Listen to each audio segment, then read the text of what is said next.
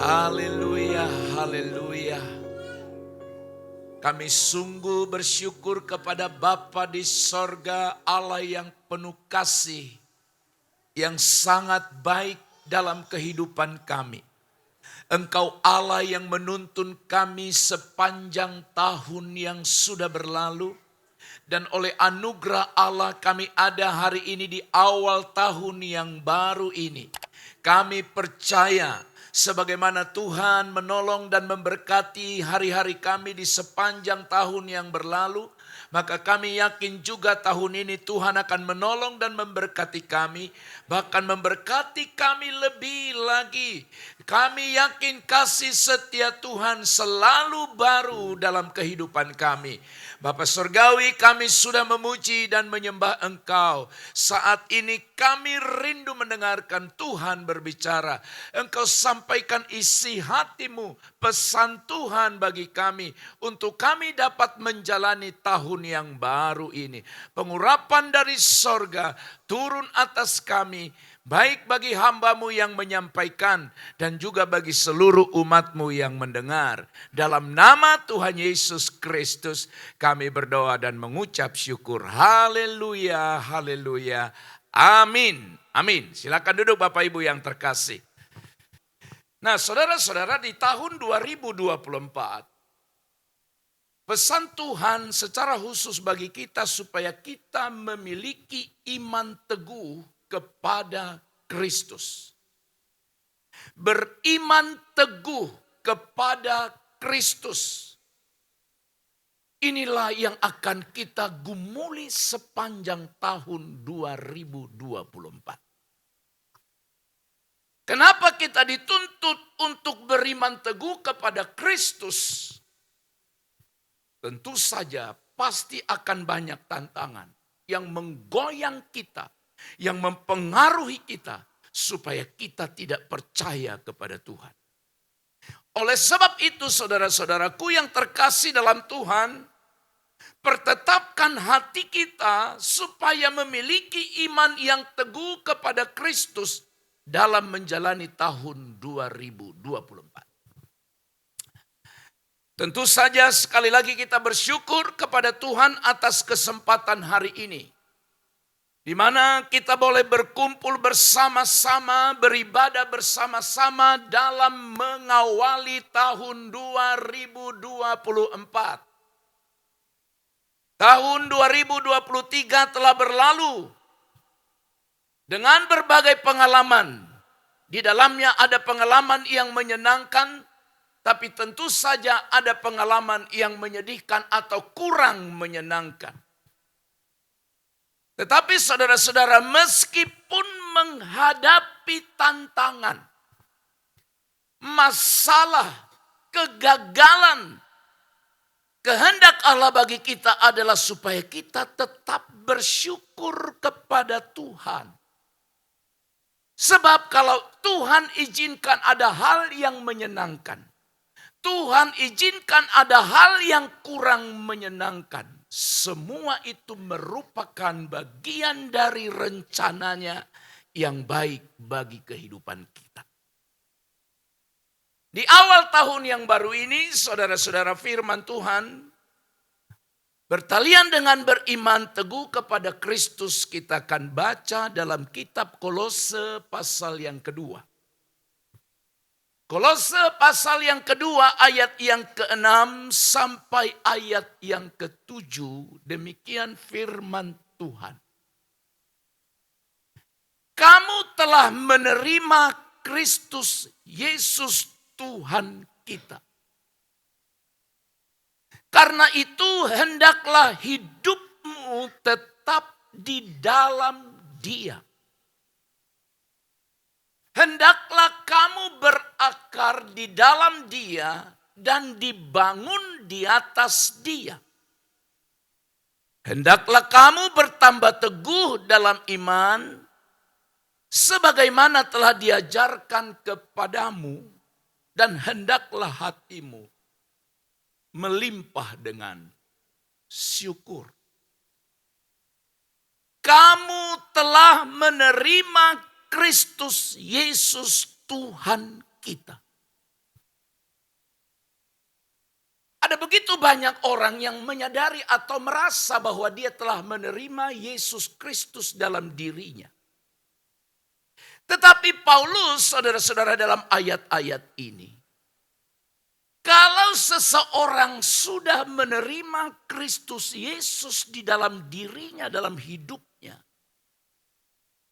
maka firman berkata, hendaklah hidupmu di dalam Dia. Hendaklah kamu berakar di dalam Dia dan dibangun. Hendaklah kamu bertambah teguh dalam iman. Hendaklah kamu melimpah dengan syukur. Saudara, surat ini ditulis oleh Rasul Paulus kepada jemaat di Kolose, di mana saat itu mereka sedang menghadapi bahaya namanya ajaran sesat. Ajaran sesat yang mencoba masuk mempengaruhi kehidupan jemaat itu. Maka Paulus, saudara-saudara, mengirim surat ini kepada mereka. Kamu telah menerima Yesus Kristus Tuhan. Ada bahaya yang besar. Bahaya itu adalah ajaran sesat. Membuat mereka supaya fokus imannya bukan pada Kristus. Mempengaruhi mereka supaya tidak lagi percaya kepada Yesus Kristus.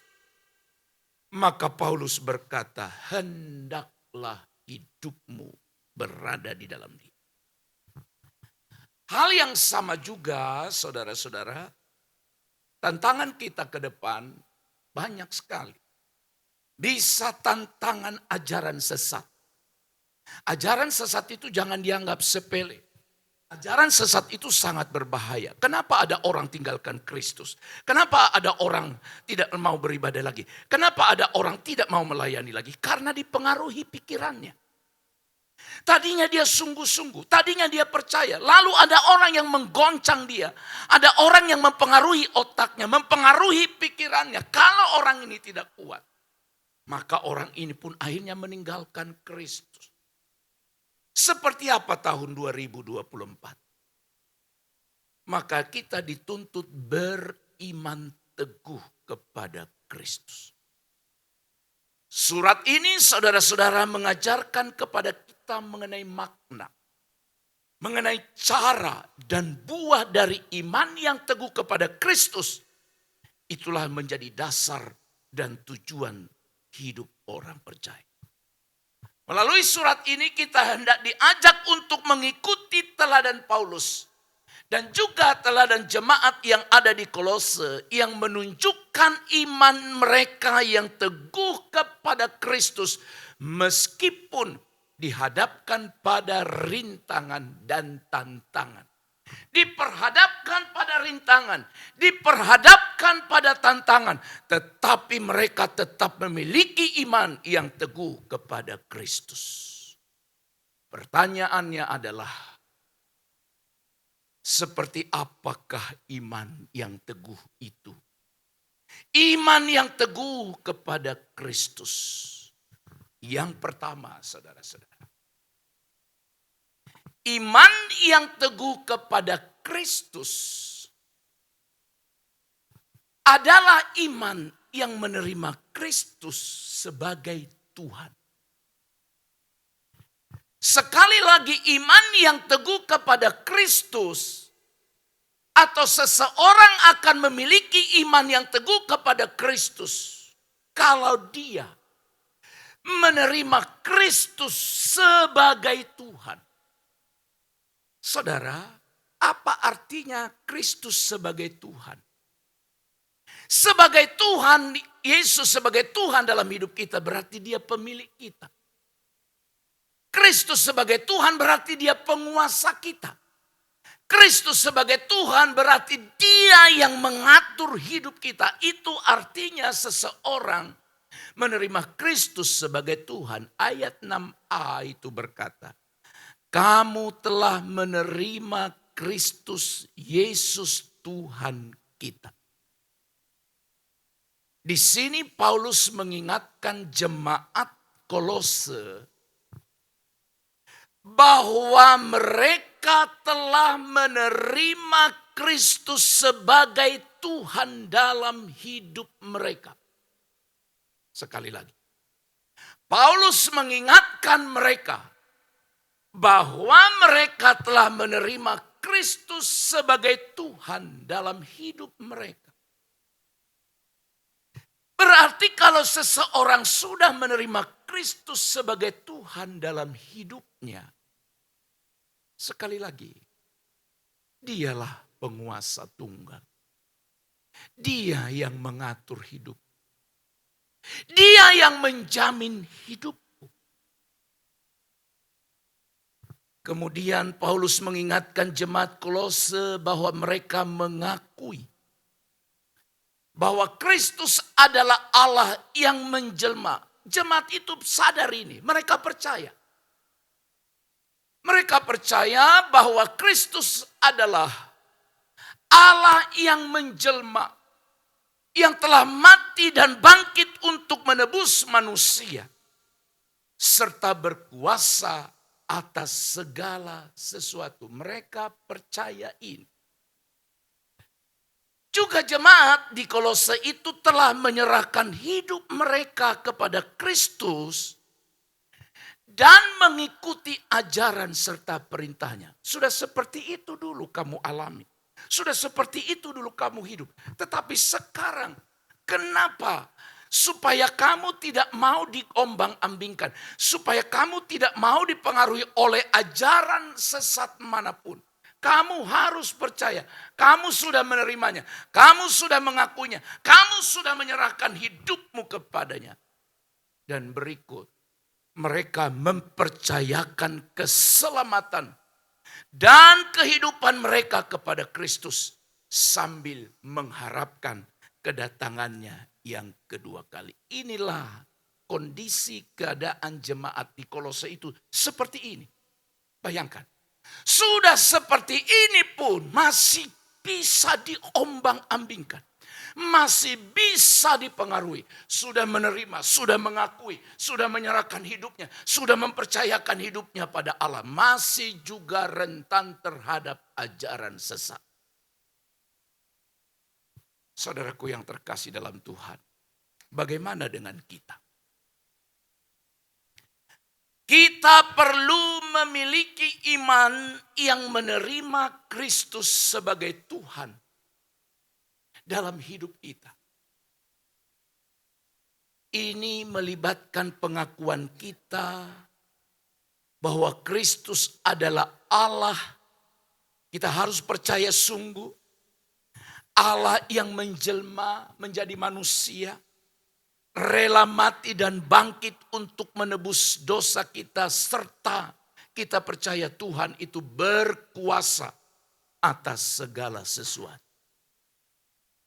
Untuk itu saudara, kita perlu menyerahkan hidup kita sepenuhnya mengikuti Dia. Mengikuti jalan hidup Kristus. Itulah orang yang beriman teguh kepada Kristus. Maka saudara-saudara, dalam iman kita seperti ini kita mempercayakan bahwa keselamatan kita hanya ada di dalam Yesus Kristus Tuhan kita. Jadi orang yang beriman teguh kepada Kristus adalah orang yang menerima Yesus sebagai Tuhannya. Dan kalau kita berkata Kristus adalah Tuhanku, maka saudara-saudara, biarlah Dia yang berkuasa, biarlah Dia yang berdaulat. Relakan Tuhan menuntun perjalanan hidup kita sepanjang tahun 2024. Mau seperti apa itu tidak urusan saya, tidak urusan kita. Bagian kita adalah percaya penuh, beriman teguh kepada Kristus apapun yang terjadi. Yang kedua, beriman teguh kepada Kristus adalah iman yang hidup dalam Kristus. Iman yang hidup dalam Kristus. Ayat 6 bagian B. Karena itu hendaklah hidupmu tetap di dalam Dia. Simak baik-baik ayat ini. Hendaklah hidupmu tetap di dalam Yesus. Orang yang beriman teguh kepada Kristus adalah orang yang memberi hidupnya untuk tetap ada di dalam Dia. Kristus tak tergantikan. Kristus tak tertandingi. Kristus tidak bisa disamakan oleh apapun dan oleh siapapun. Iman yang hidup dalam Kristus. Jemaat di Kolose itu sebenarnya jemaat yang hebat. Jemaat yang luar biasa. Tapi sekalipun dia hebat luar biasa, ancaman selalu ada. Itu sebabnya Paulus juga mengingatkan jemaat Kolose bahwa mereka telah hidup dalam Kristus. Melibatkan persekutuan dan ketergantungan kepada Dia. Hebat sekali. Jemaat di Kolose juga menunjukkan bahwa buah Roh Kudus di dalam kehidupan mereka. Mereka hidup dalam kasih. Mereka hidup dalam sukacita, damai sejahtera, kesabaran, kemurahan, kebaikan, kesetiaan, kelemah lembutan, dan penguasaan diri. Mereka menghidupinya. Saudara-saudaraku yang terkasih dalam Tuhan. Paulus juga mengingatkan jemaat di Kolose bahwa mereka telah menunjukkan bukti iman. Bukti iman mereka adalah ditunjukkan melalui kehidupan dalam kebenaran. Mereka hidup dalam keadilan. Mereka hidup dalam kesucian. Ini semua bukti iman. Seseorang yang memiliki iman, maka dia hidup dalam kebenaran, hidup dalam keadilan, dan hidup dalam kekudusan atau kesucian. Jemaat Kolose sampai ke tingkat itu. Juga Paulus mengingatkan mereka bahwa jemaat di Kolose itu telah menunjukkan kasih mereka. Melalui apa? Melalui pelayanan, melalui kesaksian, dan pengorbanan. Itulah yang ada pada mereka. Mereka menunjukkan iman yang teguh kepada Kristus. Maka hal yang sama juga perlu kita teladani saudara-saudara dalam menjalani tahun 2024 ini. Kita harus memiliki iman yang hidup dalam Kristus. Tingkatkan persekutuan dan ketergantungan pada Tuhan. Sekali lagi. Tingkatkan persekutuan dan ketergantungan pada Tuhan. 1 Tawarik pasal 16 ayat 11. Itulah pesan awal. Renungan awal yang saya kirim dan sampaikan kepada seluruh jemaat yang mau membacanya. Carilah Tuhan dan kekuatannya. Carilah wajahnya selalu. Itu disebut dalam 1 Tawarik pasal 16 ayat yang ke-11. Kita harus fokus tahun ini mengutamakan Tuhan. Kita harus meningkatkan usaha pencarian kita pada Tuhan. Ini menunjukkan persekutuan dan ketergantungan kita pada Tuhan. Saya berharap dan sungguh-sungguh berdoa supaya Kristus Tuhan menjadi prioritas paling utama dalam hidup kita lebih daripada yang lain. Sekali lagi, harus memiliki kebergantungan pada Tuhan. Kita harus meminta supaya Roh Kudus memenuhi kehidupan kita setiap hari.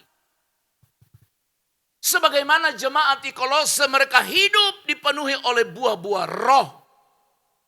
Maka kita juga harus bergumul untuk sampai ke sana. Biar hidup kita diwarnai kasih, sukacita, damai sejahtera. Gak usah kita fokus pada hal-hal yang tak penting. Fokuslah kita pada Tuhan. Siapa tahu umur kita sudah tidak panjang. Fokuslah kita pada Tuhan. Pikirkan hal-hal yang baik. Pikirkan perkara-perkara rohani. Pikirkan perkara-perkara di atas.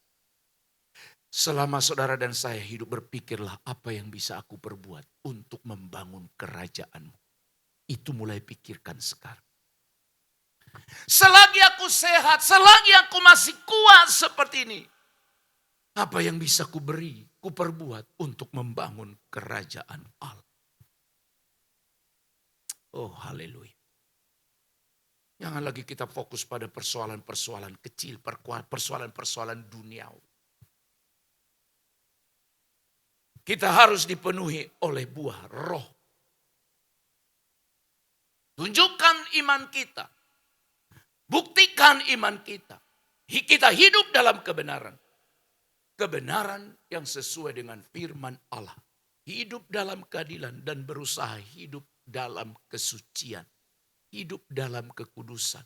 Karena kita berkata tanpa kekudusan tidak seorang pun dapat melihat Allah.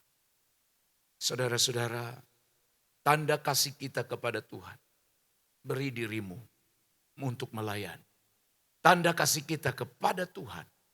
Beri dirimu untuk bersaksi. Beri dirimu untuk berkorban. Itu tanda engkau mengasihi Tuhan.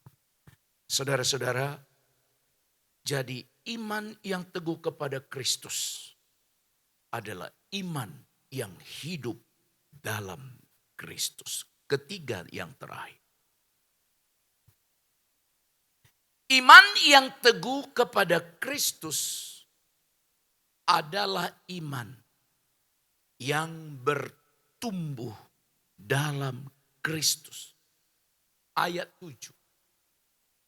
Hendaklah kamu berakar di dalam Dia dan dibangun di atas Dia. Hendaklah kamu bertambah teguh dalam iman, sebagaimana telah diajarkan kepadamu. Dan hendaklah hatimu melimpah dengan syukur. Dari ayat ini kita simpulkan bahwa iman yang teguh kepada Kristus adalah iman yang bertumbuh dalam Kristus. Jemaat di Kolose, mereka bertumbuh dalam Kristus melalui pengetahuan dan pengalaman hidup dengan Tuhan. Perhatikan baik-baik. Iman yang bertumbuh dalam Kristus. Jemaat Kolose tunjukkan dalam hal mereka punya pengetahuan. Tapi pengetahuan saja tidak cukup. Sekarang terlalu banyak orang punya pengetahuan tentang Tuhan. Terlalu banyak. Tapi sangat sedikit orang yang berpengalaman dengan Tuhan. Ayo Bapak Ibu. Pengetahuan itu bisa kita dapat. Kita bisa baca, kita bisa belajar. Maka bertambahlah pengetahuan kita. Tetapi pengetahuan saja itu tidak cukup Bapak Ibu. Kita harus berpengalaman dengan Dia. Berpengalaman dengan Dia itu bicara persekutuan, relasi kita dengan Tuhan. Maka dengan demikian hidup kita akan bertumbuh dalam iman. Bertumbuh dalam pengharapan. Bertumbuh dalam kasih sebagai dasar hidup kekristenan kita. Iman, pengharapan, dan kasih. 3 kebenaran ini atau 3 hal ini menjadi dasar hidup kita. Bertumbuh dalam hikmat. Mari kita terus minta Tuhan memberikan kita hikmat tahun ini. Menambah-nambahkan kepada kita pengertian dan kuasa sebagai alat hidup kita. Ini kan yang benarnya kan begini. Semakin bertambah usia seseorang, seharusnya hikmatnya makin bertambah. Itu yang benar. Semakin seseorang bertambah usianya, makin berhikmat. Makanya kenapa orang-orang tua dalam arti yang umurnya lanjut itu dijadikan sebagai tempat untuk meminta nasihat. Untuk meminta saran. Karena mereka diyakini. Sudah banyak pengalaman hidup. Banyak kasus-kasus hidup yang mereka hadapi. Dan mereka tahu pernah menghadapi dengan cara ini. Mereka pernah menghadapi dengan cara seperti ini dan menghadapi dengan cara yang lain. Lalu mereka bisa menyimpulkannya. Saya pun berdoa minta pada Tuhan. Supaya tahun ini saya makin berhikmat oleh Tuhan dalam melayani Tuhan. Doa kami tadi pagi di awal menutup tahun dan memulai tahun adalah minta itu. Supaya apapun yang kami perbuat bagi Tuhan boleh menyukakan hati Bapa di sorga. Itu kerinduan. Itu kerinduan kita. Bertumbuh dalam syukur. Mencari Tuhan dan kekuatannya, salah satunya cirinya adalah hidupnya penuh dengan syukur dan pujian kepada Tuhan.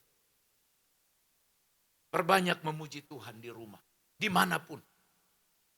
Perbanyak menyembah Tuhan dalam hidup saudara. Kalau tahun 2023 saja saudara hidupnya suka-sukanya dengan Tuhan, masih dipelihara oleh Tuhan. Sekali lagi masih dipelihara oleh Tuhan. Saudaralah yang tahu seperti apa engkau hidup dengan Allah sepanjang tahun yang lalu. Dan saudara juga yang tahu bagaimana Tuhan masih menolong memberkatimu sampai hari ini. Bayangkan kalau engkau tingkatkan pengiringanmu pada Tuhan Allah. Sekali lagi hidup kita saja rusaknya begitu hebat. Tapi Tuhan pelihara di tahun-tahun yang sudah berlalu. Apalagi tahun ini. Saudara mengutamakan Tuhan dan mencarinya. Percayalah. Haleluya. Saudara dan saya akan melihat hal-hal yang luar biasa. Tahun 2020. Orang tua berdoa buat anak-anak. Berdoa supaya mereka dipenuhi oleh Tuhan dengan hikmat kuasa Tuhan dalam menjalani hidup mereka. Nah saudara-saudaraku yang terkasih dalam Tuhan, iman yang bertumbuh dalam Kristus. Oleh sebab itu juga kita harus memiliki iman yang bertumbuh dalam Kristus melalui pengetahuan dan pengalaman kita. Bertumbuh dalam iman, pengharapan dan kasih. Bertumbuh dalam hikmat, pengertian dan kuasa. Dan bertumbuh dalam syukur, pujian dan doa sebagai ungkapan dari kehidupan kita. Tahun 2024 ini kita akan meningkatkan hubungan kita dengan Allah. Amin. Dalam pelayanan pun akan kita tingkatkan doa. Saya sedang mempersiapkan dan mendoakan semoga Tuhan berkenan. Akan diadakan doa pagi. Bagi siapa saja yang mau. Tidak dipaksa. Karena itu tidak perlu dipaksa. Bagaimana caranya? Memang saya tidak mengundang saudara untuk hadir di gereja. Karena kesibukan manusia sekarang ini. Terlalu sibuk kita. Sampai tidak ada lagi waktu untuk Tuhan. Tapi kita akan berdoa bersama-sama. Dengan menggunakan fasilitas teknologi canggih sekarang. Di rumahmu engkau bisa berdoa. Tapi berdoa bersama dengan saya. Dari sini saya bisa minta engkau berdoa. Berdoa untuk apapun. Saudara-saudara, kalau Tuhan anugerahkan kepada kita hal-hal teknologi canggih di masa sekarang, kita mau menggunakan itu juga untuk memuliakan Allah. Haleluya, sebab tidak ada cara-cara lain lagi. Oleh sebab itu, saudaraku yang terkasih, saya simpulkan khotbah ini. Firman Allah yang kita baca hari ini mengajarkan kita Bagaimana kita supaya memiliki iman yang teguh kepada Kristus seperti jemaat di Kolose. Sebab iman yang teguh kepada Kristus itulah dasar dan tujuan hidup kita. Kemudian, di tahun yang baru ini, kita perlu mempersiapkan diri kita secara rohani. Dengan menerima Yesus Kristus sebagai Tuhan. Jangan bilang, bukan sekarang aku terima Yesus sebagai Tuhan. Mulai dari kecil, bukan itu. Sekali lagi tanda orang yang menerima Kristus sebagai Tuhan. Dia jadikan Tuhan sebagai pemimpin utama dalam dirinya. Dia pengawas, dia pemilik, dia penguasa. Itulah orang yang menerima Kristus sebagai Tuhan. Hidup dalam Kristus. Dan bertumbuh dalam iman. Oleh sebab itu, saudaraku sekalian, selamat menjalani tahun 2024. Dengan iman, pengharapan dan kasih sebagai umat Tuhan yang berpegang teguh kepada Kristus. Beriman teguhlah kepada Kristus. Bahwa Kristus yang utama dalam hidup kita. Tak ada duanya dan Kristus tak tergantikan dalam hidup kita. Amin. Terima kasih Tuhan Yesus Kristus. Engkaulah tujuan hidup kami.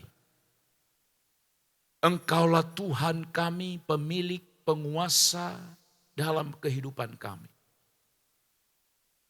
Biarlah di awal tahun ini kami memiliki prioritas hidup, yaitu Yesus Kristus yang terutama. Yang tak ada duanya dan yang tak tergantikan dalam hidup kami. Kami sudah menerima Yesus Kristus sebagai Tuhan kami. Biarlah Engkau yang memimpin, menguasai, mengendalikan segenap kehidupan kami. Kami berserah, kami pasrahkan hidup kami sepenuhnya di sepanjang tahun 2024. Pegang tangan kami Bapa, berjalanlah bersama dengan kami. Dalam nama Yesus kami berdoa. Amin.